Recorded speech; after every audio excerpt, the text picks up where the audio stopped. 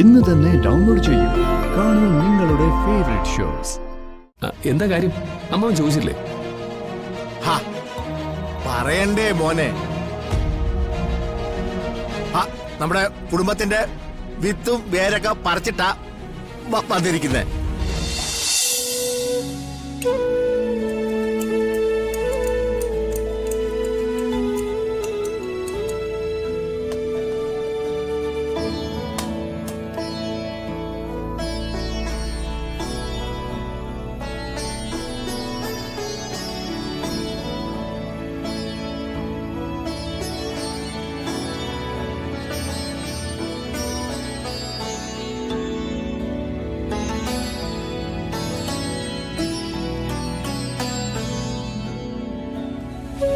ചായ.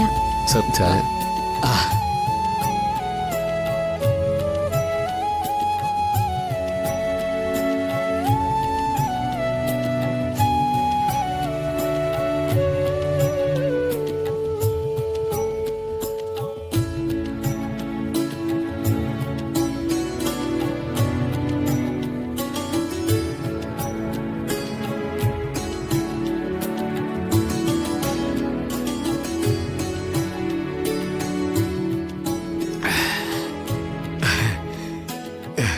ഞാൻ തനിച്ചായിട്ട് കുറച്ചു നാളായി. ഞാൻ അങ്ങനെ പുറത്തൊന്നും ഇറങ്ങാറുമില്ല, വേറെ എവിടത്തൊന്നും ഒന്നും കഴിക്കാറുമില്ല.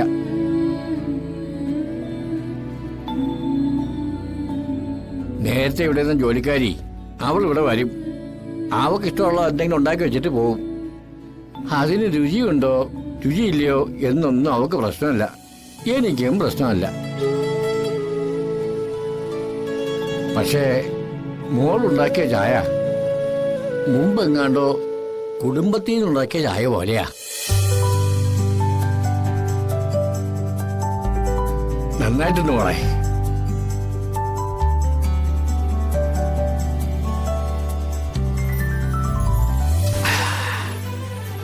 ഇയാളോട് സംസാരിച്ചപ്പോഴല്ലേ മനസ്സിലായത് ഇയാളൊരു കവിത എഴുതുന്ന ആളാണെന്ന്. ഇക്കാര്യം നിങ്ങൾ വന്നപ്പോ തന്നെ പറഞ്ഞിരുന്നെങ്കിലേ കേറി ഇരിക്കാനെങ്കിലും പറഞ്ഞേനെ. അതിന് വന്നതിന്റെയും കണ്ടതിന്റെയും അമ്പരപ്പ് ഞങ്ങൾക്ക് ഇതുവരെ മാറിയിട്ടില്ലായിരുന്നു സർ. നിങ്ങൾ ഇരിക്കേ, ഞാനിപ്പോ വരാം.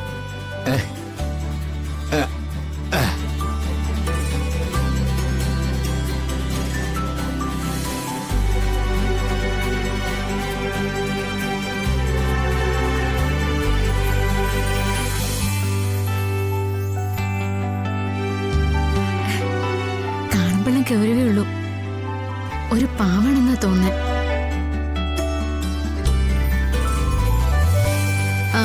അല്ല, ഒറ്റയ്ക്കായി പോയത് എന്താന്ന് ചോദിച്ചോ? ചോദിച്ചില്ല. അതൊക്കെ ചോദിച്ചാ പെട്ടെന്ന് ഇറങ്ങാൻ പറഞ്ഞാലോ.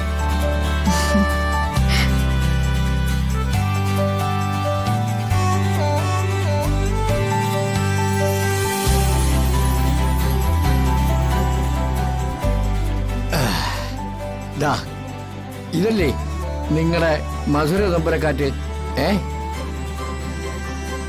സാറിത് വായിച്ചിരുന്നു അല്ലേ? എന്റെ ഒരു സുഹൃത്താ ഈ പുസ്തകത്തിനെ കുറിച്ച് പറഞ്ഞത്. അയാള് നല്ലൊരു വായനക്കാരനാ. അയാള് പറഞ്ഞത് പാടത്ത് പണിയെടുക്കുന്നവർക്കല്ലാതെ മറ്റാർക്കും ഇത് ഇങ്ങനെ എഴുതാൻ കഴിയില്ലെന്നാ.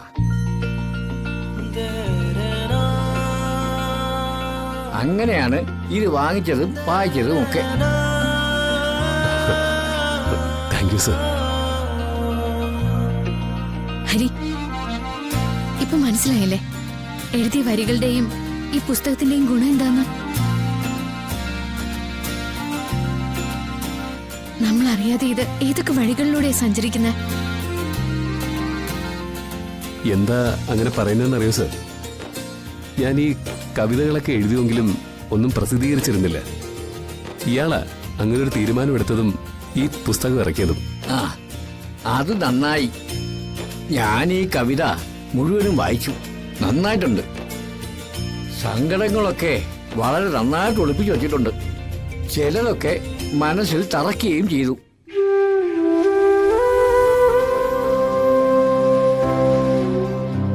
ഇനിയിപ്പോ ഭൂമി അന്വേഷിച്ചു വരുന്നവരോട് ഞാനെന്തിനാ ഇല്ലാന്ന് പറയുന്നത്? മണ്ണിനെ കുറിച്ച് എഴുതിയ കവിക്ക് കുറച്ച് ഭൂമി കൊടുത്തില്ലെങ്കിൽ അത് തീരാ ശാപവും ആവും.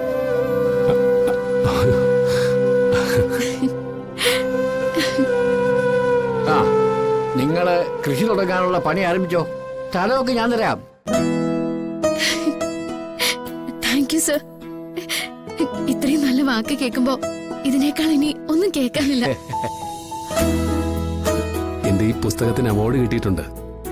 പക്ഷേ അതിനേക്കാൾ മികച്ചതായിട്ട് ഞാൻ കാണുന്നത് ഇതിന്റെ പേരിൽ സാറ് വായിച്ചതിന് എനിക്ക് തന്ന അംഗീകാരമാണ്.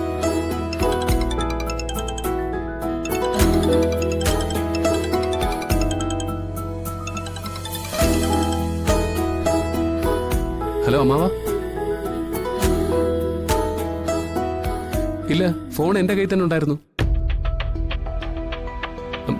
അറിയില്ല. ആ, ഞങ്ങളിപ്പോ വരും. ഞങ്ങളിതാ ഇപ്പൊ വരുന്നു. അവിടെ വീട്ടിലാരോ കാത്തിരിക്കുന്നുണ്ടെന്നും പറഞ്ഞ് അമ്മാവൻ വിളിച്ചതാ.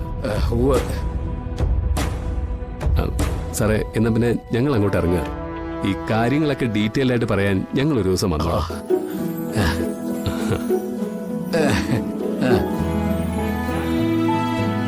നിങ്ങൾക്ക് ഇനിയിപ്പോ ഇങ്ങോട്ട് കയറി വരാം, യാതൊരു തടസ്സവും ഇല്ല.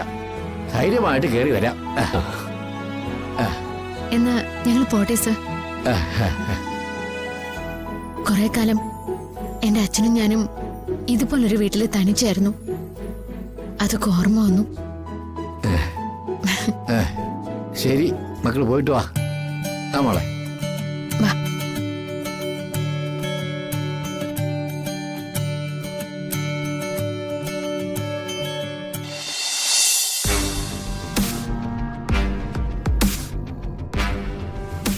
ശവത്തിന്റെ ഇരിപ്പ് കണ്ടില്ലേ? ആ.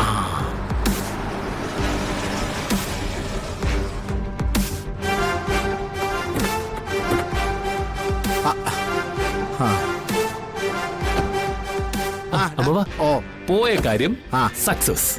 ഓ ആ, ഞങ്ങളൊരു കക്ഷിയെ പരിചയപ്പെട്ടു. ആ, ഇവിടെ ഒരു കക്ഷിയെ പരിചയപ്പെടാറുണ്ട്. ഞാൻ നേരത്തെ ഫോണിൽ വിളിച്ച് പറഞ്ഞില്ലേ? ആരാ? ആ, അത് പോട്ടെ, നിന്റെ കാര്യം എന്തുവായി? ആ, അത് ഭാർഗവ നിലയത്തിലെ ഭാർഗവൻ. അയ്യോ, കാണേണ്ട കക്ഷിയാ. ഓ, നീ ഇവിടെ വന്നിരിക്കുന്ന ആളെ കാണേണ്ട കക്ഷിയാ.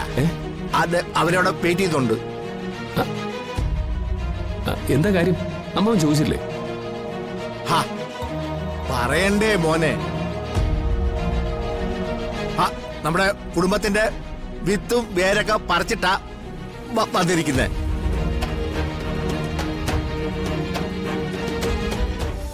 മധുര നൊമ്പരക്കാറ്റ്